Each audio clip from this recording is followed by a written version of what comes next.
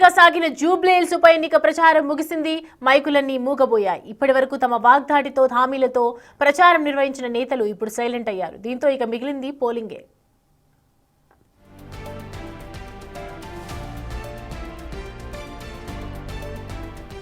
రేపు ఉదయం నుంచి పోలింగ్ అధికారులు ఈవీఎంలను ఇతర ఎలక్షన్ మెటీరియల్ను పంపిణీ చేయనున్నారు. వాటిని రేపు సాయంత్రం 5 గంటల వరకు పోలింగ్ కేంద్రాలకు తరలిస్తారు అధికారులు.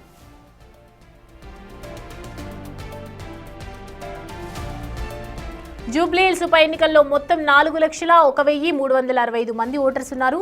వీరిలో మహిళా ఓటర్లు 192,779 మంది కాగా పురుషులు 2,08,561 మంది ఉన్నారు. 25 మంది ఇతర ఓటర్లు తమ ఓటు హక్కు వినియోగించుకునేందుకు 193 లొకేషన్స్లో 407 పోలింగ్ కేంద్రాలను ఏర్పాటు చేశారు.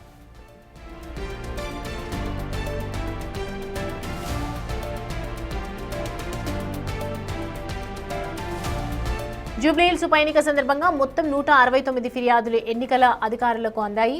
వాటిలో 96 కంప్లైంట్స్ పై ఎఫ్ఐఆర్లు నమోదయ్యాయి. Model code of conduct violation పై 27 ఎఫ్ఐఆర్లు రిజిస్టర్ అయ్యాయి. పోల్ వైలెన్స్ SC/ST కేసులు 16 వరకు ఉన్నాయి. ఓటర్లను ప్రలోభపరిచేందుకు ప్రయత్నించారంటూ 7 కేసులు పెట్టారు. డబ్బుల పంపిణీకి సంబంధించి 72 కంప్లైంట్స్ వచ్చాయి. ఇక ఇప్పటి వరకు 3.52 కోట్ల మేర నగదును సీజ్ చేశారు. 729 లీటర్ల మద్యాన్ని పట్టుకున్నారు.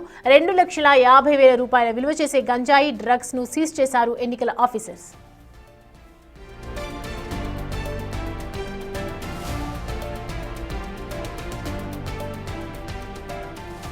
ఇక జూబ్లీహిల్స్ ఉప ఎన్నికకు అన్ని ఏర్పాట్లు చేశామన్నారు జిల్లా ఎన్నికల అధికారి ఆర్వి కర్ణన్.